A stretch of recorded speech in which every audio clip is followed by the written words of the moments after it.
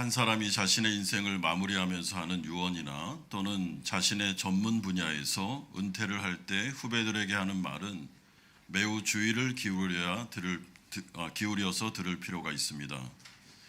왜냐하면 그것은 지식만을 전다는 것이 아니라 자신의 전 인생을 통하여 터득한 자신의 경험과 노하우를 전수하는 것이기 때문에 그렇습니다. 예를 들어보면 스티븐 잡스의 소울메이트이자 애플의 혁신적인 디자인을 이끌었던 조니 아이브라는 사람이 있는데, 이 사람이 2019년도에 애플사를 떠나면서 자신의 후배들 그리고 디자인팀에게 다음과 같은 조언을 했다고 합니다. 숫자와 효율성에 매몰되지 말고 세상에 없던 가치를 만드는 호기심을 지키라. 이렇게 마지막 말을 남기고 애플사를 떠났습니다. 숫자와 효율성에 매몰되지 말고 세상에 없는 가치를 만드는 호기심을 지키라. 왜냐하면 그가 스티븐 잡스와 함께 일하면서 늘 배우고 깨달았던 것은 세상을 더 낫게 만들겠다는 순수한 의도와 추구가 바로 애플의 핵심 가치였고 스티브 잡스의 경영 철학임을 그가 알고 있었기 때문에 그렇습니다. 그러므로 애플에 몸담고 있는 조니 아이브의 후배들이나 디자인팀은 이 말을 잘 귀담아 들을 때 여러분 애플사에서 어떤 마인드를 가지고 일해야 되는지를 정확하게 알게 되는 것입니다. 이런 점에서 오늘 본문은 사무엘서의 결론 부분에 해당하는데, 다윗이 직접 하나님께로부터 받은 신탁의 말씀을 토대로 이스라엘의 후손들, 특별히 차기 지도자들, 차기 왕들에게 들려주는 영적인 교훈을 담고 있습니다. 여러분, 특별히 오늘 이 본문은 사무엘서 전체의 요약이고 신학적인 담론이다라고 볼 수도 있습니다. 왜냐하면 사무엘서의 중심 메시지를 담고 있기 때문입니다. 그러므로 다윗이 자신의 인생을 마감하면서 후손들에게 자신이 지속적으로 하나님께로부터 은혜와 축복을 받을 수 있었던 세 가지의 비결을 알려주고 있습니다. 여러분, 오늘 본문을 들으실 때, 설교를 들을 때 다윗이 하나님의 신탁의 말씀을 통하여 자신이 체험하고 경험했던 노하우, 영적인 세 가지의 비결이 있는데, 여러분 거기에 주목하면서 오늘 말씀을 들으시면 좋을 것 같습니다. 첫 번째는 다윗의 마지막 말이 1절에서 4절에 나타나고 있습니다. 1절에 보시면 이는 다윗의 마지막 말이라 이새의 아들 다윗이 말함이여라고 말씀합니다. 여러분, 여기서 눈여겨보셔야 되는 것이 이새의 아들 다윗이라는 표현입니다. 왜냐하면 다윗은 지금 왕이기 때문에 이새의 아들이 아니지 않습니까? 근데 굳이 이새의 아들이다라고 표현하는 이유는, 여러분 이 표현 안에 그가 통일 이스라엘의 왕이 되기 전에 그가 어떠한 상황에 있었는지, 그는 무명의 목동이었고 10년간의 광야 체험을 하면서 낮아질 대로 낮아진 사람이었다, 정말 아무것도 아닌 존재였다라는 것을 이 표현에 말씀하고 있기 때문에 그렇습니다. 그러므로 과거 다윗은 그 누구도 주목하지 않았던 목동이었습니다. 그렇다면 이 사람이 어떻게 해서 통일 이스라엘의 왕이 되었는가? 1절 하반절에는 야곱의 하나님으로부터 기름 부음을 받았기 때문이다 라고 고백하고 있습니다.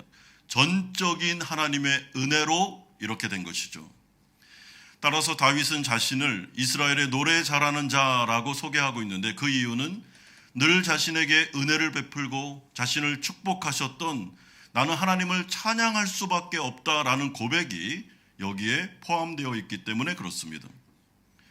그러므로 우리는 이러한 다윗의 고백을 통하여 그가 최고의 자리에 오른 이후에도 계속해서 왕위를 유지할 수 있었던 이유가 바로 그의 하나님 앞에서의 겸손이었다라는 것을 깨닫게 되는데, 여러분 이것이 바로 다윗이 들려주고 싶어하는 하나님께로부터 지속적으로 축복을 받을 수 있는 첫 번째 비결이 바로 하나님 앞에서의 겸손입니다. 이런 점에서 다윗은 늘 부족했지만 그래도 하나님 앞에서 겸손하려고 노력했던 사람이었습니다. 그렇다면 다윗이 겸손할 수 있는 비결은 무엇인가? 여러분, 그것은 자신이 왕위에 오르기 전에 자신의 모습, 보잘것없는 무명의 목동 시절, 그리고 10년간의 낮아지는 광야 체험을 그가 늘 기억했기 때문입니다. 왕위에 오르고 또한 통일 이스라엘의 왕국을 이루고 하나님께서 부귀영화를 주셨을 때에도 다윗의 마음속에는 물론 매번마다 그랬던 건 아니지만 그럼에도 불구하고 그는 무명의 목동 시절과 그리고 아무도 주목하지 않았던 광야 시절, 그 가운데 정말 하나님의 은혜가 아니면 살아갈 수 없는 낮아지고 낮아졌던 그 시절을 늘 기억하면서 내가 지금 이 왕위에 오르고 통일 이스라엘의 왕국을 이루게 된 것은 오직 하나님의 은혜였다. 이것을 그가 망각하지 않고 기억했기 때문에 겸손을 유지한 것입니다. 그러므로 성도들에게 있어서 중요한 것은 기억입니다, 여러분. 망각이 아닙니다. 여러분, 그러나 이런 겸손을 유지하는 것이 참 어려운 이유는 사람은 누구나 어려울 때는 하나님 앞에서 겸손한 척하지만 조금만 살만하면 다시 초심을 잃어버리고 교만해지는 경향성이 많기 때문에 그런 것입니다. 여러분, 초심을 잃어버리기가 굉장히 쉽습니다. 내가 어떻게 하다가 이 자리에 올라왔는지 전적인 하나님의 은혜라는 강력한 각인되는 그 기억력이 있어야만 여러분 겸손을 잃어버리지 않게 되는 거죠. 우리가 눈살을 찌푸리는 경우들이 있는데 그게 무엇입니까? 아니, 높은 위치에 딱 올라가면 사람이 바뀝니다. 그렇게 낮아질 대로 낮아졌을 때는 겸손하고 그리고 신앙에 간절하고 기도에 전념하고 하나님 말을 전적으로 의지하면서 첫사랑을 잃어버리지 않기 위해서 막 매달리고 이렇게 했는데 좀 상황이 좋아지고 높은 자리에 올라가고 형편이 좋아지고 재정이 넉넉해지고 이렇게 하면 사람이 어느 순간에 딱 바뀝니다. 교만해져 있습니다. 눈살을 찌푸리죠. 저러지 않았는데 저 사람이 왜 저렇게 되었지라는 생각을 하게 되는 것입니다. 그러므로 반드시 기억하십시오. 어렸을 때 무명의 시절 광야를 걸을 때 하나님 앞에서 겸손했던 다윗처럼 우리가 지금 살아가는 이 상황 속에서 여러분 교만하지 않고 겸손하게 하나님을 끝까지 의지할 수 있는 비결은 우리가 어떤 자리에서 은혜를 받아 이 자리까지 왔는지를 기억하는 것입니다. 여러분도 호치민에 처음 왔을 때, 사업을 처음 시작했을 때, 또는 그 가운데 광야와 고난의 체험이 있었을 때 여러분의 마음이 얼마나 낮아졌습니까? 얼마나 간절했습니까? 하나님 한 번만 기도를 들어주셔서 이 사업을 일으켜주시면 제가 평생 주님의 나라를 위해서 살겠습니다 라고 기도하신 분들이 있지 않으십니까? 그래서 하나님께서 그 가운데 역사하심으로 은혜를 주심으로 사업을 확장시켜 주시고 그 가운데 재정을 넉넉하게 채워주시며 살만하게 하셨을 때 여러분 그래도 하나님 앞에서 겸손하십니까? 하나님 앞에서 간절하십니까? 그 어려울 때를 생각하면서 하나님만을 의지하고 계십니까? 그렇다면 그 사람은 축복이 지속적으로 하나님 앞에서 주어질 것이 분명합니다. 여러분 다윗이 두 번째로 자신이 하나님께 축복을 지속적으로 받을 수 있었던 노하우를 알려주는데 3절 하반절에 이렇습니다. 사람을 공의로 다스리는 자, 하나님을 경외함으로 다스리는 자요 라고 말하고 있습니다. 여러분 여기서 공의로 사람을 다스린다라는 것은 하나님의 말씀에 따라 자신의 권력을 제한한다라는 의미를 가지고 있습니다. 그러므로 하나님의 나라를 다스리는 인간왕은 절대로 자신이 진짜 왕인 것처럼 착각해서는 안 됩니다. 여러분 굉장히 중요합니다. 이게 오히려 항상 하나님을 두려워하는 마음으로 대리 통치자다, 나는 지금 위임받은 자다라는 인식을 머리에 각인을 시켜야 됩니다. 이게 바로 하나님 나라 백성들의 삶의 방식이기 때문에 그렇습니다. 그러므로 자신의 권력을 절대로 남용하면 안 됩니다. 그래야 하나님 앞에 사람 앞에서 지속적인 사랑과 축복을 받을 수 있고 하나님의 인도하심과 기적을 계속해서 체험할 수 있습니다. 여러분 이 교회의 주인은 하나님이십니다. 그 어느 누구도 한마음교회 주인이 아닙니다. 우리는 위임을 받은 것입니다. 이 교회를 다스리라고. 그렇다면 우리의 방식대로, 우리 마음대로, 우리 생각대로 교회를 다스리는 게 아니고 공의로 하나님의 말씀으로 교회를 다스려야 여러분 지도자들과 한마음교회가 지속적인 축복을 받는 것입니다. 여러분들에게 주어진 사업체의 주인은 누구십니까? 하나님이십니다. 여러분 내 자리에 명패에 사장 누구누구 써 있어도 사실은 이 회사의 주인은 하나님이십니다. 그렇다면 공의로 그 회사를 운영해야죠.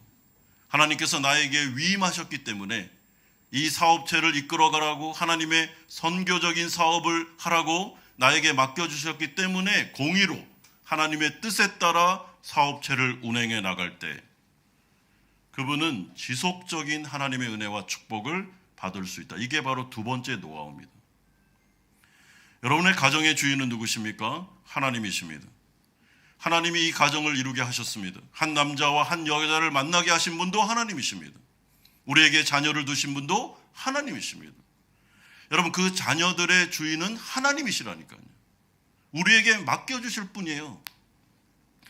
그렇기 때문에 공의로 가정을 다스려야 됩니다. 내 마음대로 내 뜻대로 하는 것이 아니라 하나님의 자녀이기 때문에, 하나님의 가정이기 때문에 하나님이 원하시는 방식대로 해야죠. 여러분 이것이 바로 지금 다윗이 자신의 인생의 마지막으로 해주고 싶은 두 번째 축복받을 수 있는 비결이 되는 것입니다. 여러분 그럴 때 하나님은 4절과 같은 축복을 약속하십니다. 그는 돋는 해의 아침빛 같고 구름 없는 아침 같고 비 내린 후에 광선으로 땅에서 우미 돋는 새풀 같으니라 하시도다. 여러분 구름 한 점 없는 아침에 밝게 떠오르는 태양이나 비 내린 후에 광선을 비춤으로 새풀에 우미 돋게 하는 태양의 이미지는 그야말로 미래에 대한 소망과 회복과 그리고 새 생명의 공급을 약속하는 내용입니다. 그러니까 한마디로 말하면 미래를 책임져 주겠다는 겁니다. 과거와 현재에 함께 하셨던 하나님께서 이제 미래의 모든 일들까지도 내가 책임져 줄 거다. 너의 인생은 나에게 있으니, 나에게 모든 것을 맡겼으니 내가 책임져 줄게 라고 말씀하시는 것입니다. 여러분 그렇기 때문에 우리가 하나님 앞에서 겸손하고 또한 공의로 우리에게 주어진 영역을 하나님의 말씀대로 다스리며 통치해 나갈 때 하나님은 그것을 기뻐한다라고 인생 말년에 다윗이 두 가지의 노하우를 알려주고 있습니다. 그러므로 두 번째 크게 두 개의 엇갈린 인생에 대한 이야기가 5절에서 7절에 나오고 있습니다. 여러분 다윗은 두 개의 엇갈린 인생을 이야기해 주면서 하나님 앞에 지속적으로 축복받을 수 있는 세 번째 영적인 노하우를 알려줍니다. 5절에 내 집이 하나님 앞에 이같지 아니하냐? 하나님이 나와 더불어 영원한 언약을 세우사라고 고백하고 있습니다. 여러분 하나님은 다윗과 그의 후손들과 영원한 언약을 맺으셨는데 이게 바로 하나님의 은혜였습니다. 여러분 다윗의 인생의 축복 중에 핵심 중의 핵심은 하나님이 그와 언약을 맺어주신 것입니다. 여러분 이 언약은 어떠한 상황과 환경에서도 하나님이 다윗의 하나님이 되어줄 것이며 다윗을 떠나지 않고 동행해 줄 것이고 다윗과 그의 후손들 그의 가문을 하나님의 나라에서 아름답게 번창하게 해줄 거다라는 약속이었는데 이 다윗의 언약은 아브라함의 언약을 잇는 언약이었습니다. 여러분 하나님께서는 우리와 언약을 맺으셨습니다. 어떤 언약을 맺으셨습니까? 예수 그리스도의 십자가 언약입니다. 여러분 그러므로 기독교 신앙에 있어서 근간은 언약 위에 세워진 믿음이어야 됩니다. 여러분 우리는 하나님과 언약을 맺었습니다. 하나님과 언약 관계로 들어온 것이고 그것을 잘 기억하면서 신앙생활하는 것이 중요하다는 것입니다. 여러분 이에 다윗이 어떻게 반응했습니까? 하나님의 거룩한 언약 앞에서 그의 약속을 그대로 믿는 믿음으로 한평생을 살았는데 이것이 바로 다윗이 지속적으로 축복을 받을 수 있었던 세 번째 영적인 비결입니다. 단순한 믿음이죠. 하나님의 약속의 말씀을 하시면 그 말씀을 단순하게 아멘 하는 것입니다. 믿는 것입니다. 여러분, 그런데 이런 것은 겉으로는 쉬워 보여도 간단한 문제가 아닙니다. 왜냐하면 이것은 반드시 자신을 부인하고 또한 하나님의 약속을 붙잡아야 되는, 예를 들어서 눈에 보이지 않고 손에 잡히지도 않는 성경 말씀만을 믿고 살아가야 되는 굉장한 모험이기 때문에 그런 것입니다. 따라서 이러한 믿음의 삶은 하나님에 대한 전적인 신뢰가 없으면 불가능합니다. 여러분, 예를 들어 볼까요? 한번 생각해 보십시오. 상황이 좋을 때에는 믿는 것이 쉽습니다. 그런데 상황이 최악으로 가고 있는데, 지금 재정이 바닥이 나고 있는데, 내가 하고 있는 사업이 막 기울어져 가고 있는데, 때로는 내 미래가 불투명하고 지금 세계 전체가 불확실성의 사회 가운데 미래가 보이지 않는데, 하나님은 계속해서 언약의 말씀, 성경 말씀을 통해서 우리에게 설교를 통해서 아무것도 염려하지 말고 모든 일에 기도와 간구로, 이런 식으로 계속 언약의 말씀을 주실 때, 여러분, 그 말씀을 아멘 할 수 있는 게 쉬운 게 아니라는 거예요. 아니, 저 말씀이 도대체 내 상황에 어떻게 적용이 된다는 말이야, 이런 생각이 든다니까요. 아니, 아무것도 염려하지 말라니, 당장 다음 주에 직원들에게 줄 월급이 없는데, 당장 이 회사를 꾸려나갈 재정이 없는데, 당장 한 달 앞, 두 달 앞 수주가 들어온 게 아무것도 없는데, 일거리가 아무것도 없는데 뭘 염려하지 말라는 거야 라는 생각이 든다니까요. 우리가 아무것도 염려하지 마라. 하늘 아버지가 계셔. 무엇을 먹을까 입을까 염려하지 마라. 아니, 우리 자녀들이 지금 엇나가고 있는데 이 애들이 말을 안 듣고 막 비행 청소년이 되려고 하는데 불안과 두려움이 밀려오고 있는데, 이 언약의 말씀이 도대체 무슨 효용이 있느냐라는 생각이 든다는 것이죠. 여러분, 단순한 믿음으로 나아간다 말이 좋죠. 쉬운 일이 아닙니다. 여러분, 다윗은 10년 동안 광야 생활을 했습니다.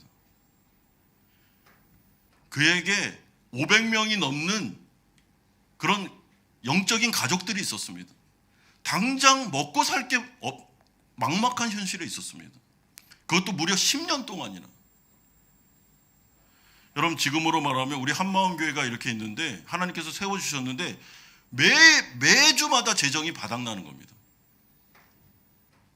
여러분, 그걸 10년 동안 산 거예요. 그런데 단순한 믿음을 가지고 하나님께서 우리를 언약의 말씀으로 염려하지 말고 내가 책임져 줄 거라고 하셨으니까 그 말씀을 믿고 나는 나아간다 말은 좋죠. 쉬운 문제가 아니라는 거예요. 그런데 다윗이 인생의 말년에 정말 후손들에게 이야기를 해주면서, 여러분, 마지막 세 번째로 하고 싶은 메시지가 무엇입니까? 한번 하나님의 언약의 말씀에 토달지 말고 한번 믿어보라는 거예요. 그냥 내 상황이 어떻든 상관없이 하나님의 말씀이 내 귀에 이렇게 들리면 오늘 들려지는 그 말씀을 레마의 말씀으로 듣고, 아멘, 하나님, 제 상황은 지금 최악입니다. 당장 다음 주에 우리 회사가 어떻게 될지 모릅니다. 우리 가정이 어떻게 될지 모릅니다. 하나님, 정말 어렵습니다. 그런데 오늘 하나님께서 들려주신 이 메시지를 언약의 말씀, 레마로 받아들이고 아멘 하겠습니다. 하나님께서 하십시오. 자, 이제 하나님께서 하십시오. 믿음으로, 의인은 믿음으로 살 수 있다 하셨으니 이제 하나님께서 하십시오 하고 한번 나아가 보라는 거예요. 여러분, 그러면 어떤 일이 벌어진다고요? 하나님을 체험하게 되는 역사가 일어나게 될 거다라고 다윗이 약속하고 있습니다. 왜냐하면 그가 자신의 전 인생을 통해서 매번마다 이것을 경험했거든요. 기가 막힌 피할 길이 열립니다. 정말 말도 되지도 않는데 수주가 들어온다니까요. 여러분, 직원들이 이 상황을 이해하고 사장님을 이해해서 저희가 한 달 월급을 미뤄서 받겠습니다라는 이야기를 해요. 여러분, 교회가 살아납니다. 살아가요. 어떻게 되는지 모르겠는데 살게 하십니다. 이게 바로 믿음으로 사는 자만이 체험할 수 있는 하나님의 역사, 하나님의 기적이라는 거예요. 여러분, 그래서 우리가 때로는 이성을 가지고 하나님의 말씀을 접근할 때도 필요합니다. 그리고 때로는 질문하고, 때로는 이 부분에 대해서 고민하고 할 필요도 있습니다. 그러나 어느 순간에는 하나님의 말씀에 대해서 토달지 말고, 내 상황과 내 현실과 전혀 엉뚱한 말씀처럼 들린다 할지라도 여러분, 그 말씀을 단순하게 아멘 했을 때 여러분, 우리가 하나님이 역사하시는 그 역사를 체험하게 되어야 우리의 믿음이 성장할 수 있는 것입니다. 여러분, 다윗의 이 인생의 노하우 여러분들도 많이 경험하지 않았습니까? 여러분의 인생 속에, 특별히 호치민에 살아가는 삶의 현장 속에서 수많은 어려움과 고통과 고난 가운데 정말 낙심하고 좌절하고 주저앉고 싶었을 때, 광야 세월을 보낼 때 하나님께서 끊임없이 우리에게 말씀하여 주시면서 그 길을 걸어갈 수 있게 하셨던 체험들, 기가 막힌 피할 길을 주시고 숨이 꼴딱꼴딱 넘어가는 그 순간 속에서도 살게 하시고 지금 여기까지 인도하셨던 에베네셀의 하나님, 그 하나님이 다윗의 하나님이기도 하지만 우리의 하나님 아니십니까? 그렇다면 다윗이 지금 말하는 것처럼 세 가지의 영적인 비결, 겸손하고 공의로 다스리며 그리고 단순한 믿음으로 살아갈 때 하나님을 체험할 수 있다라고 우리 가운데 강력하게 말씀해 주고 있습니다. 여러분, 저는 호치민에 와서 우리 한마음교회를 담임 목회하면서 여러 가지 개인적인 어려움도 있었고 공동체적인 광야 시절을 보내기도 했습니다. 그런데 그 광야 시절을 보낼 때 하나님께서 저의 인생, 그러니까 저를 붙잡아 주셨던 말씀이 바로 사무엘 상하서입니다. 여러분, 여기 우리 여성분들 기억할지 모르겠는데 우리가 어디입니까? 저 스카이 2차 거기 다락방 있지 않습니까? 네? 어디요? 잘 안 들립니다. 거기 하여튼 거기. 예? 일회 비빔밥 옥상에 예배 드릴 때 사무엘 상하서를 설교했어요. 기억하실지 모르겠어요. 여러분, 이 말씀을 설교했습니다, 제가. 근데 참 재밌는 게 이 말씀을 설교하면서 제가 살았습니다. 다윗이 10년간의 광야를 보내면서 그가 살았던 그 인생을 설교하는데 설교하면서 제가 사는 거예요. 하나님께서 계속 레마의 말씀을 주는 거예요. 그리고 아멘 하는 거죠. 여러분, 단순한 믿음으로 한번 이 말씀을, 이 언약의 말씀, 이 성경 말씀을 한번 단순한 믿음으로 한번 받아줘 보십시오. 하나님 살게 될 줄로 믿습니다. 여러분, 하지만 다윗은 이와 정반대로 하나님을 신뢰하지 않는 자들의 인생에 대해서도 예언하는데 6절에서 7절은 이렇습니다. 그러나 사악한 자는 다 내버려질 가시나무 같으니 이는 손으로 잡을 수 없음이로다. 그것들을 만지는 자는 철과 창자루를 가져야 하리니 그것들이 당장에 불살을지로다. 여러분, 사악한 자다라는 말은 하나님을 믿지 않는 자, 하나님 앞에 겸손하지 않은 자, 또한 하나님 앞에 공의롭지 않은 자를 말합니다. 이들의 인생은 하나님 앞에서 전혀 쓸모가 없는 가시나무처럼 손에 잡을 수 없는 인생이 될 거다라고 하면서 절대로 이렇게 살지 말고 하나님 앞에 주님을 두려워하는 마음으로, 하나님 앞에 주님을 의지하는 마음으로, 믿음으로, 겸손함으로, 공의로 살라라고 말씀하고 있습니다. 여러분, 그러면서 마지막 세 번째로 이제 다윗은 그의 용사들에 대한 명단과 그에 따른 에피소드를 8절에서 39절까지 아주 길게 설명하므로 자신이 하나님께로부터 어떤 은혜를 받았는지, 어떤 축복을 받았는지 예를 들어 설명하고 있습니다. 여러분, 오늘 본문 8절에서 39절까지를 보시면 다윗을 도왔던 용사들에 대한 이야기와 그 명단이 공개되는데, 이 목록의 핵심에는 다윗의 리더십, 그가 공의로, 사랑으로, 겸손함으로, 믿음으로 이 나라를 다스렸다라는 것을 강조해 주고 있습니다. 여러분, 크게 가장 큰 3명의 용사는 요셉, 바세벨, 에르아셀, 삼마라는 가장 강력한 용사들이 있었고, 그 밑에 30명의 용사가 있었는데 요압의 아우 아비새로부터 시작해서 햇사람 우리아까지 그 명단이 공개되고 있습니다. 굉장히 충성스러운 용사들이라는 거죠. 그런데 이들과 함께 협력함으로 하나님께서 어떤 축복을 주셨습니까? 10절에 그날에 여호와께서 크게 이기게 하셨으므로, 12절에도 여호와께서 큰 구원을 이루시도다. 여러분, 여기서 크다, 큰 구원이다, 이기게 하셨다, 이 말은 백전백승을 거두게 하셨다는 말입니다. 그러니까 압도적인 승리입니다. 이게 바로 하나님께서 그에게 주신 놀라운 축복의 내용이었습니다. 내가 하나님 앞에서 겸손하게 공의로 다스리며 그리고 믿음으로 살았더니 하나님께서 나에게 이런 큰 승리를, 큰 구원을 체험케 하셨다. 이거는 실제적인 나에게 일어난 일들이다 라고 고백하는 내용이죠.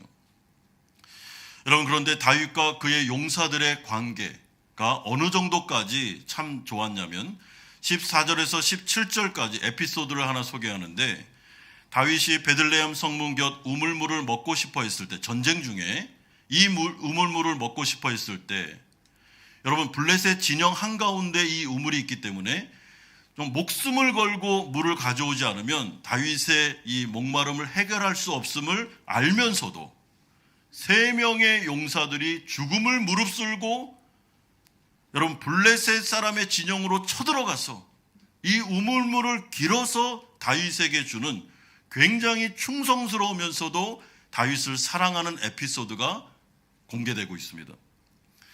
여러분, 그러므로 이 에피소드를 공개하는 이유가 무엇인가 하면 다윗에게는 이러한 충성된 용사들이 있었으며 다윗과 이 용사들 간의 관계는 아름다운 관계였다, 사랑과 공의의 관계였다라는 것을 우리에게 강조해 주면서 말씀해 주시는 내용이죠.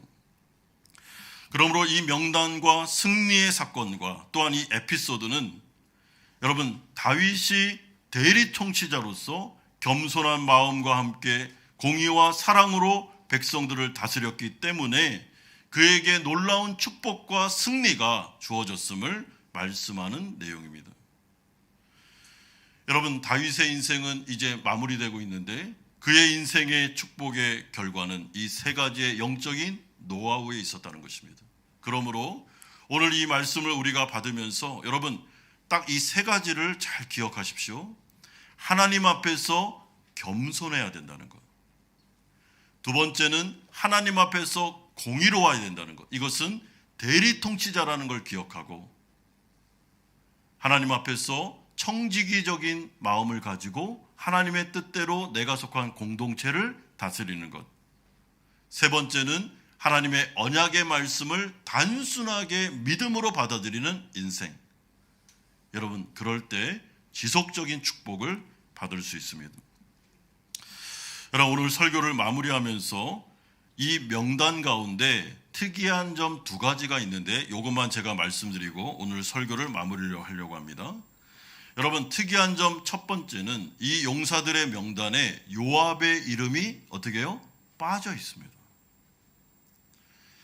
여러분, 사실 다윗의 부하, 다윗의 용사들 가운데 가장 제일 앞에 나와야 되는 사람이 요압이잖아요.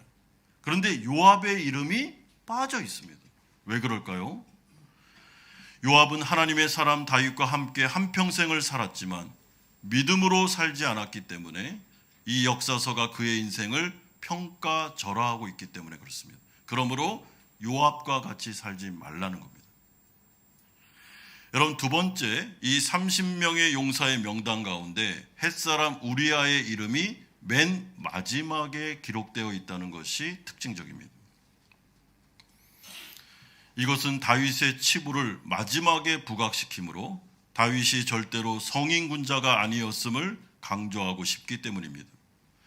그러므로 우리가 다윗과 같은 인간을 추앙하지 말고 일편단심 하나님을 바라보라 라는 것이 사무엘서의 일관된 메시지입니다. 여러분, 성경에 기록된 역사서는 절대로 사람을 추앙하라라고 말하지 않습니다. 다윗이든 그 사람이 모세든 그 누구든 신앙의 유명한 인물이든 아무 상관없습니다. 사람은 추앙의 대상이 아닙니다. 오직 하나님만이, 예수 그리스도만이 추앙의 대상이신 것이죠.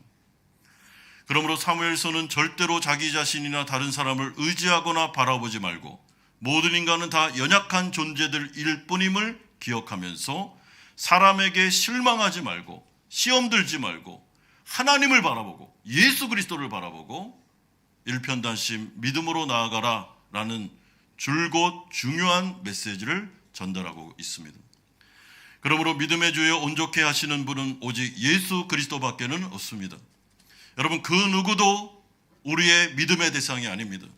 여러분, 사람을 의지하여 신앙생활 하지 마십시오. 사람에게 실망했다라는 말 하지 마십시오. 여러분, 믿음의 대상이 아니라는 거죠. 다윗이 끝까지 하나님을 의지함으로 우리가 예수 그리스도를 바라봄으로 신앙을 지킬 수 있는 것처럼 이 사무엘 역사서가 우리에게 마지막으로 해주는 말은 다윗은 우리아를 죽인 밧세바를 범한 굉장히 연약한 인간에 불과하니 다윗에게 주목하지 말고 이 역사를 주관하고 계시는 예수 그리스도 하나님을 바라보면서 우리의 인생을 하나님께 맡기고 그리스도에게 맡기고 나아가라. 그러면 우리가 하나님 앞에서 축복과 은혜를 지속적으로 받을 수 있다라고 말씀해 주고 있습니다. 사랑하는 성도 여러분, 이 사무엘서가 들려주는 이 다윗이 자신의 인생의 마지막으로 해주는 이 말씀을 오늘 레마의 말씀으로 받아 우리의 마음속에 간직하고 여러분, 하나님 앞에서 늘 겸손하고 하나님 앞에서 나에게 맡겨진 공동체를 늘 공의로 다스리며 하나님 앞에서 믿음의 인생을 살되 사람을 의지하지 말고 하나님을 의지함으로 인생 가운데 하나님의 축복과 기적과 하나님의 역사와 은혜를 지속적으로 경험하시는 성도님들 되시기를 주 예수 그리스도의 이름으로 축원드립니다. 아멘.